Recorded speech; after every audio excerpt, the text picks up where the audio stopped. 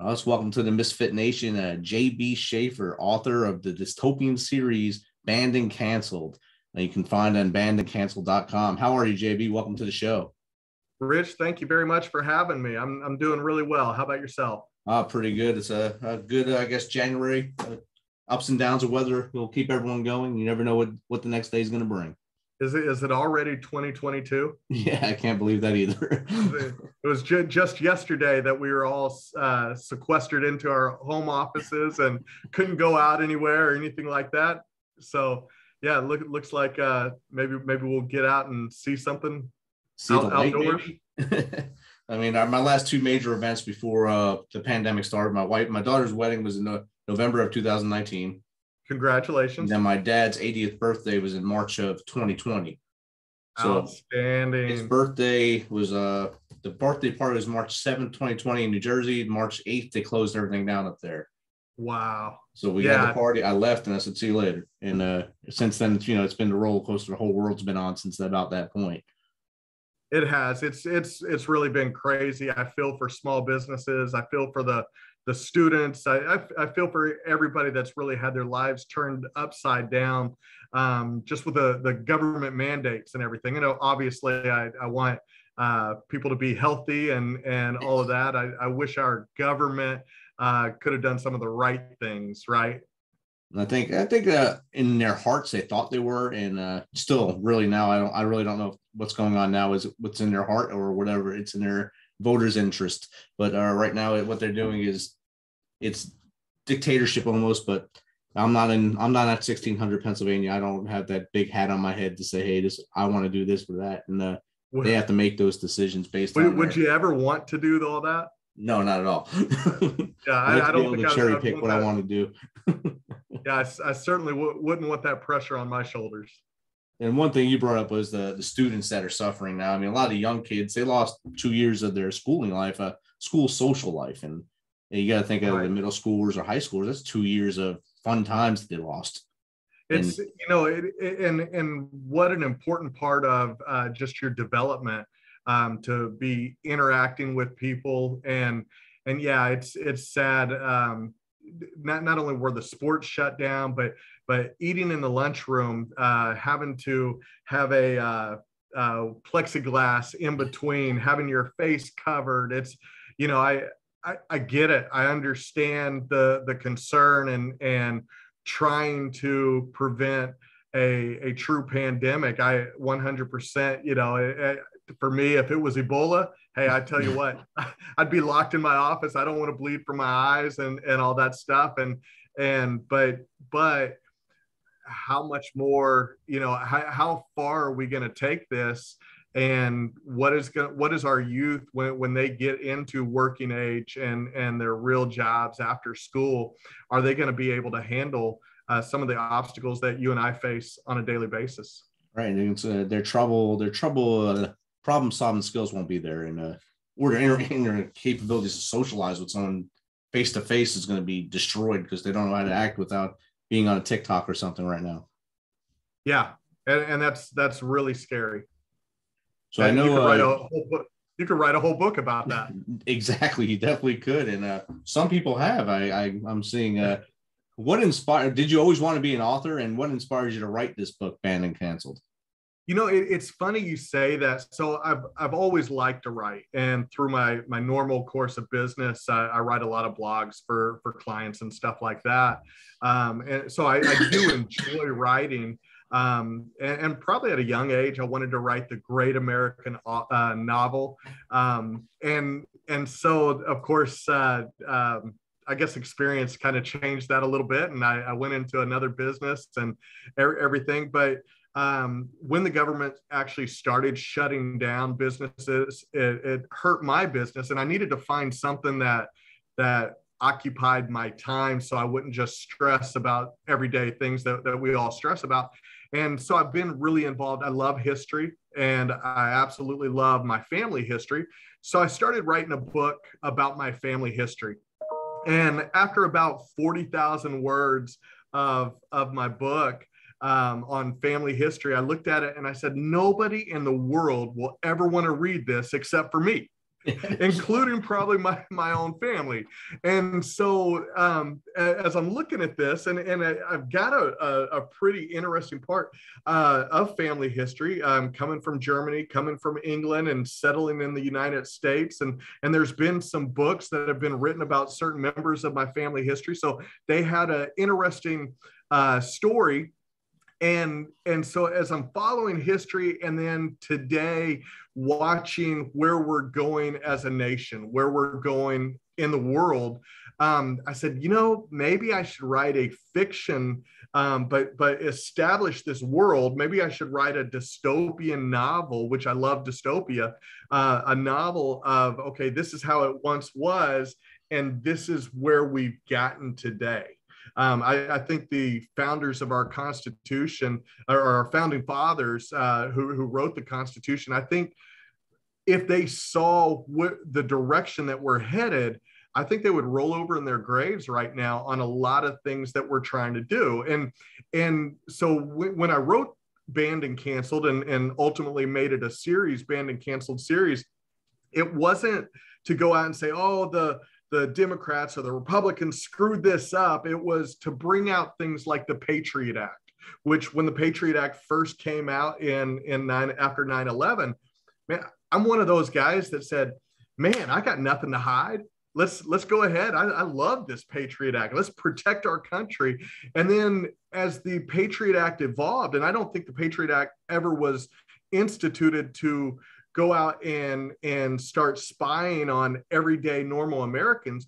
But as additional presidents came in and didn't strike out the Patriot Act, I think a lot of our freedoms started going away. And so Banned and Canceled incorporates history and then a pretend new world of where the party, which is the antagonist, and it's just the party, they, under all seemingly good intentions, they created a society that then became tyrannical and authoritative. And we've lost our freedoms in the book. We've lost the characters have lost their freedom.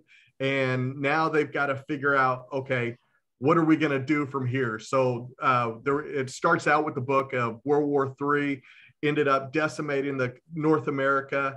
And then 3 governments ended up having one ideology, putting the whole world under one ideology. And then the characters, Byron, who's the main protagonist in the book, ended up making one social media post of how much more are we going to let them take? And that sent him off to an indoctrination camp. And his family was put in the crosshairs of the party. And so that led through book 1, and then book 2 starts in with a civil war. So how close do you think we are to this dystopian world right now?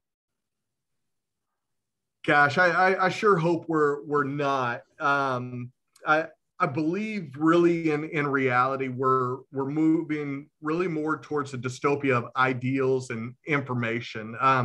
We're actually we're seeing a division between people based on their politics, and neither side wants to agree on anything, and they start playing this "I got you" game, and it's an all or nothing approach, and the people that are really hurt are the people that don't subscribe to the far right or the very far left.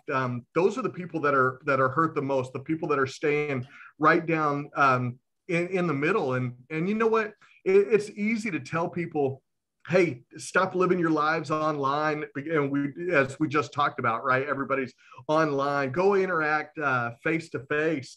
But right now, online communication is dominating, and so we don't get that interaction. And now you're seeing us shop online. You're seeing everything us using with our phones, and that you're being tracked on that. And I'm not one to sit back and say, hey, the sky is falling. But right now, we've gotten to where we will talk online. We won't talk face to face and in person.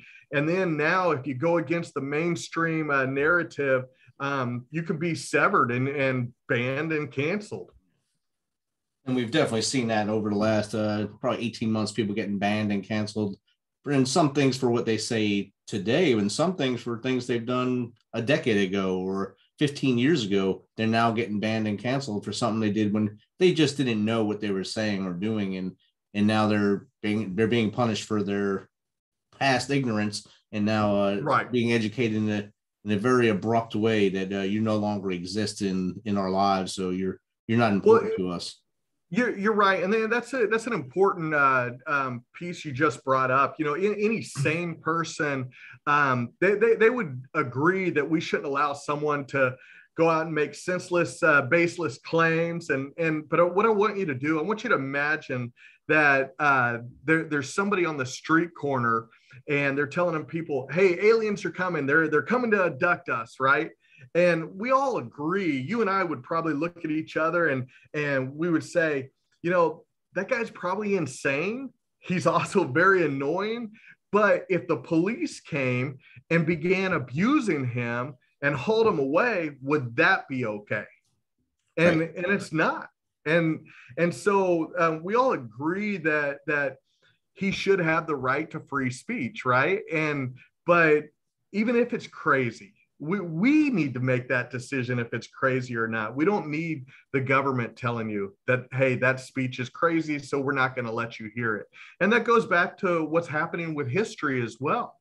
We're revising history, and we don't need to revise history. We need to learn from our atrocities of the past. We need to learn from warts and all. And then when we try to erase or censor history, we don't need to go and revise history and start making certain aspects of this revisionist history better one way or the other. Let's come out and absolutely have history. Let's talk about what was terrible. Let's talk about what was great, but let's talk about it all. We really are a smart society. I think most people can figure things out on their own, and those that can't, you know, God help them. Like you said, you can't erase history. It already happened, and absolutely rewriting it the way you want to hear it doesn't make it what it is. It's just a new story. It's a new documentary that you're putting on Netflix. You have to, absolutely. If we own up to what we did as a country in the past, what we inherited before we even became a country, and just kept going until we got our feet on the ground and realized, hey, this is not really a good idea what we're doing, and let's get out of this realm and move forward. And it took 100 years or so to do that, but those 100 years are not the 400 years before that British rule or even any other European country was involved in the colonies before us. So we can't erase all that history. It's all there. And I mean, some of the statues, yes, I can agree with some of them not even being up. They shouldn't have been up. They were traitors, basically. But sure, it's still history. They were part of the history of that area, and that those people in that area have a pride towards that. It may not be the pride that those who are canceling them think. It may just be pride that someone in their area was a leader, and not a great person or anything, but they were a leader. You know, let's say, you know, we can talk about the George Washingtons of the world who, yes, he owned slaves. We can talk about the Jeffersons of the world. We can talk about the Robert E. Lees. Let's talk about probably, and I would almost venture to guess that the majority of your viewers would say, was Mahatma Gandhi a very good person, right? And so a lot of people would go, yeah, you know, he was a Martin Luther King in India. He helped topple the British crown and give India their independence. But then, so those are good things. But then if you really look at him and you knew that he would lay down naked with a 12-year-old, is that a good thing? Now, there's reason, I'm taking that out of context, right? And we'll let the viewers go in and research and say, okay, what is he talking about? That's great. But everybody, there's not a perfect, there's only one perfect, in my opinion, there's only one person that's ever walked this earth that was truly innocent. And everybody else is flawed. And so I think we take all the good things, we take all the bad things, we teach that, we don't censor anything, we let people figure these things out on their own. And so banned and canceled, I know I'm giving a shameless plug back to the book, but Banned and Canceled talks about these things when you may try to, I mean, we would love to live in a utopia society, but there is no such thing as a utopia society. And when we start trying to make everybody look the same, everybody act the same, everybody have equal pay, that's not going to end up working. I mean, we've got to accept that all people are exceptional at certain things and absolutely terrible at other things. I'm a pretty good writer, but if you asked me on your show to sing you a song, you would turn the show off very quick, or you'd lose all of your followers real quick. So we have to have the ability as a society, we have to have the ability to experience failure. And going back to our earlier conversation about the kids, they have to go out and understand that they're great at one part and they're not good at another thing. And that's what makes up our society here in North America, for sure. Definitely. We take the good and the bad and we put it in a blender and we come out with a smoothie. And that's how we create our world here in North America. And most of the Western style societies across the world are the same way. You blend societies together and everyone kind of culturally mixes. Yeah, they do their own things in their houses, but they come outside and they're able to play ball together and understand that we all have to work together to make things right. Right. Absolutely. I mean, the title of your book, Banned and Canceled, is obviously, those are trigger words for both sides of the fence, banned and canceled. Why do you think it creates a trigger to so many different people? You know, it's funny. So I try not to debate anybody. I always welcome a respectful discourse and conversation with anybody. But right now, the word banned and canceled is a trigger for the far left, thinking the far right is upset because whether it's Trump or whether it's this congressman or this congresswoman or senator, they're being censored on Twitter or shut down on Facebook. Or if you start talking about COVID and you give your opinion on COVID and all of that, then you have the fact checkers. And then when you look at the fact checkers, you know, are they fact checking everything, or are they just fact checking the far right? And I think right now, you have a lot of the far right being banned and canceled as of today. But this book is going to transcend to tomorrow. So let's say the presidency is won by the Republicans. Let's say the House and the Senate ends up as occupied by the right.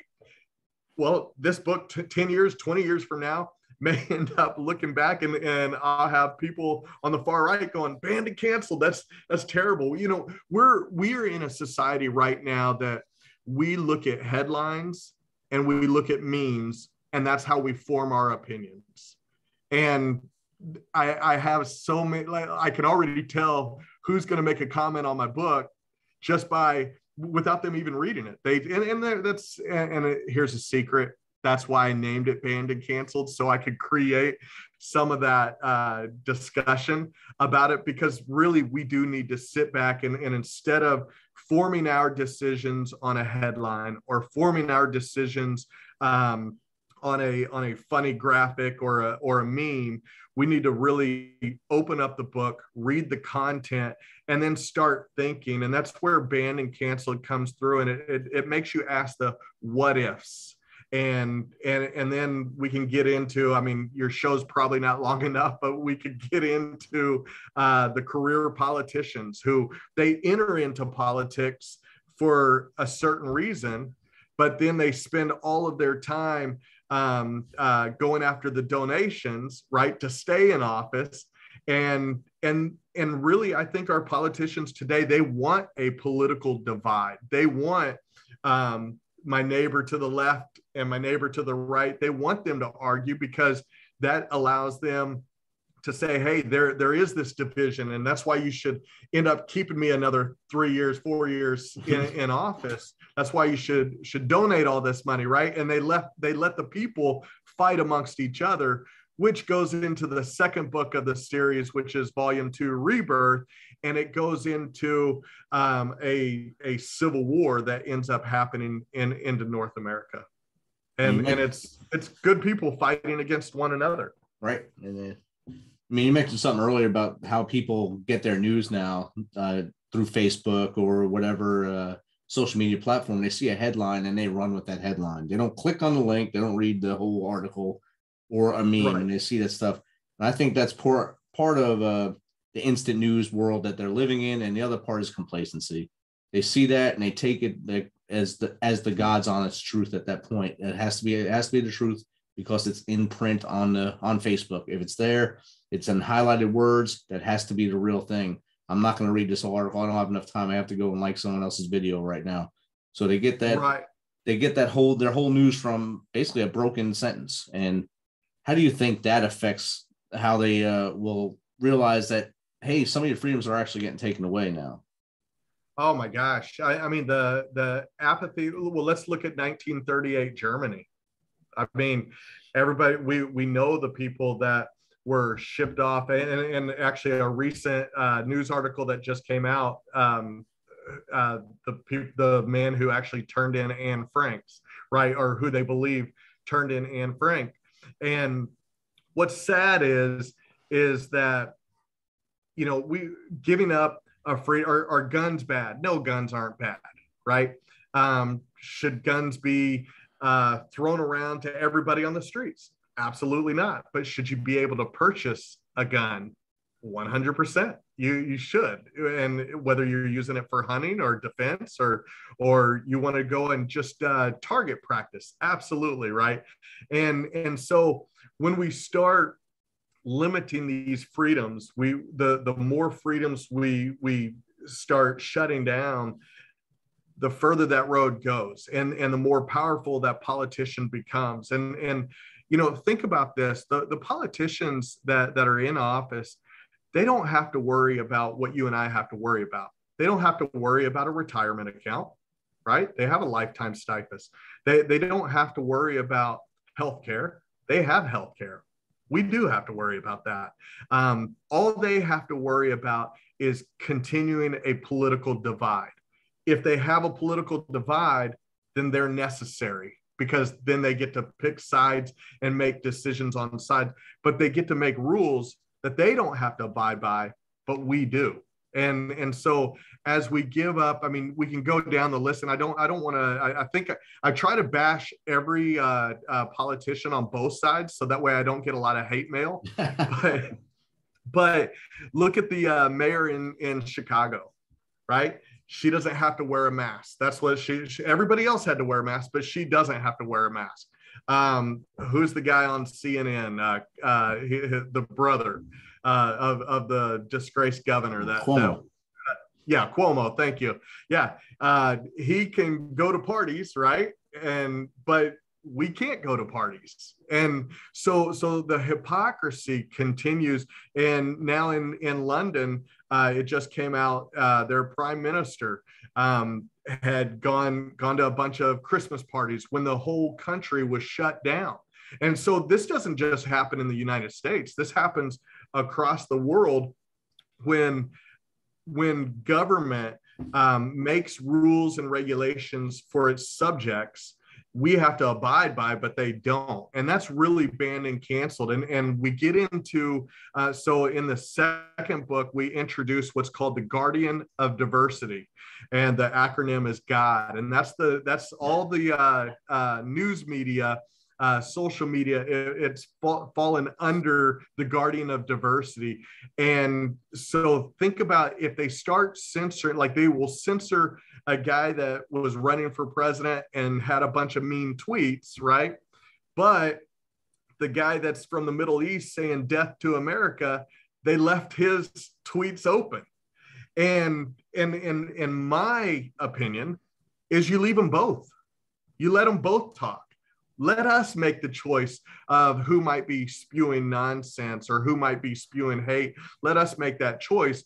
We don't need the government to shut down that speech. We're smart enough as Americans to make the right choice for our families. Definitely. We all have a brain. We are able to make those decisions.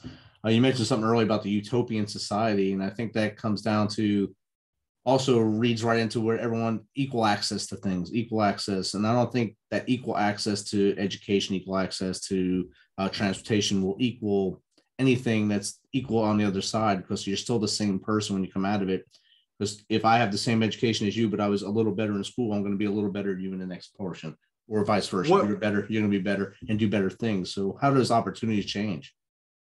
Well, I think the opportunity exists for everybody. I think there's a false conflation of equal outcome with equal opportunity. And just as I mentioned about me singing, you know, I have every opportunity. I can go out and be a rock star.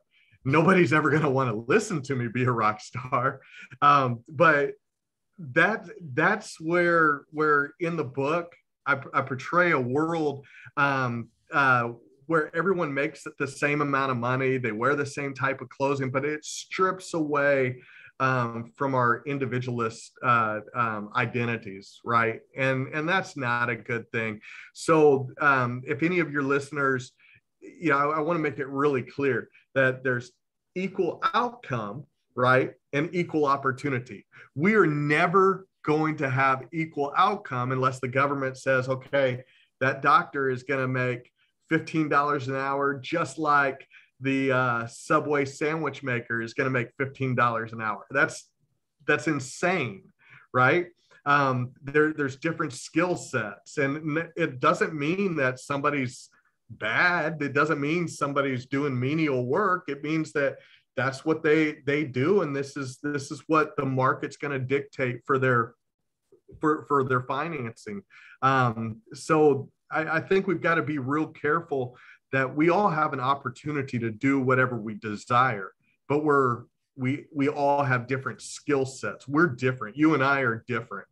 You know, I'd like a full head of hair, but God didn't give me a full head of hair. And we're all, like you said, we're all great singers in the shower, and that's when we have our best audience. Because you have the base of the water falling down on you and your awesome voice in the shower. But not all of us need to get up on stage and sing. And I think that's a perfect analogy to that right there.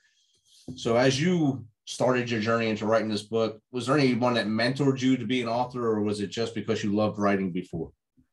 I've written, whether it was in management jobs or corporate jobs, and I've done a lot of writing my whole life, and so I can't say that there's one person that mentored. Maybe some books. 1984 was a huge influence in this book. I pay tribute to it inside the book. Wow. But it's not just that. It's whether it's movies, it's real life experience, and it's just being able to sit down and gather your thoughts and put a bunch of coherent sentences together, and ultimately end up developing them into chapters, and ultimately end up developing it into a book. Yeah, I mean, and so you have to have a good storyline. Yeah, that helps out a lot too. I always tell people, you want to write, just write every day if you have to. It may not be the first chapter you write, you might be writing the last chapter, and then work your way back to it somehow, but always write. And what's a tip you would give a young writer? Yeah, no, I think actually, Rich, that you just gave them the best tip. I finished both books in a year. And now, of course, I had an editor go through everything, and I had to do a lot of rewrites and a lot of connecting the dots to make sure the world and the timeline would make sense. But every day, I would wake up, and it's just like a job. So that really, this was my second job. So I would do my normal job through the course of the day. And then every day I would sit down and write at least 2,000 words. Oh. And so that's what I would do. And then after you put it all together, obviously you need to have a group of readers that will read and be honest. My wife is one of the most brutally honest people with me. And I remember at first she would start reading it, and she's like, I don't like this at all. She has no filter when it comes to critiquing me, but she was one of my best critics to make the story the way it was. And once she once I got her approval, then I was pretty happy. But I've got to mention the editor, Jonathan Blake Blevins, was absolutely instrumental in helping me put together both books, and he's working with me on the third book. It's funny, when we started this project, I'm a bit more conservative in my political side, whereas Jonathan was what I call a Bernie Sanders leftist, right? And I give him a hard time, but we came from two opposite ends of ideology. And by the time we were done with the first book, we were both, he would give me a hard time, and he would say, James, you're really left today. And I would tell him, we would joke around, and I would tell him, man, you're a lot more conservative than I am on that issue or whatever. But, really, Rich, I would say 80%, and I'm throwing the 80% number, so don't hold me to it, but I'd say 80% of Americans really are right down that middle road. Maybe we lean a little right, maybe we lean a little left. Unfortunately, it's the 20%, the 10 on the right and the 10 on the far left, that have no compromise at all whatsoever. And yet they're the ones talking the loudest. And I think with Banned and Canceled, a reader will be able to go through this book and really, if they have an open mind, will see that it's rather balanced. All it is a fictional story. It gives a warning of allowing our government to make too many decisions for us without any recourse, and it turns into a tyrannical government. And I think by the time you finish the first book, you're going to look at, and the second book's going to make a lot of sense of why we're in a civil war. And then the third book is going to show how that civil war has weakened society so much that a foreign entity is going to come over and try to take control. And whether I'm predicting the future or not, it's just a story, but it's a story that could happen if we don't step up, you and me and your listeners, if we don't step up and question what the politicians, what their decisions are making for us. Outstanding. And how does someone get in contact with you about your book, or even just to read more about it? Yeah, absolutely. So you can go to the Banned and Canceled website at www.bannedandcanceled.com, and canceled is spelled with two L's. You can spell it both ways, by the way, but I like the 2L spelling. So bannedandcanceled.com. You can, if you go to the website, there's actually blogs that I'll write. So we'll talk about Joan of Arc. Well, I like questioning readers. I like the readers to start questioning themselves. How would they react in a situation? So on the website, they can get into the blogs. You're going to get a lot of quotes from famous world leaders that have really said a lot of the same things that are in the book. Or you can go to Amazon and look up Banned and Canceled series, and you can get both books there as well. Awesome. Thanks for sharing the Banned and Canceled dystopian series with us tonight, JB, and your outlook on how that'll go forward and how it kind of correlates to what we're seeing right now. Thanks again for taking your time to be on Misfit Nation. Hey, thank you so much. I enjoy your show, and keep doing a great job for all of us out here. Awesome. Appreciate you.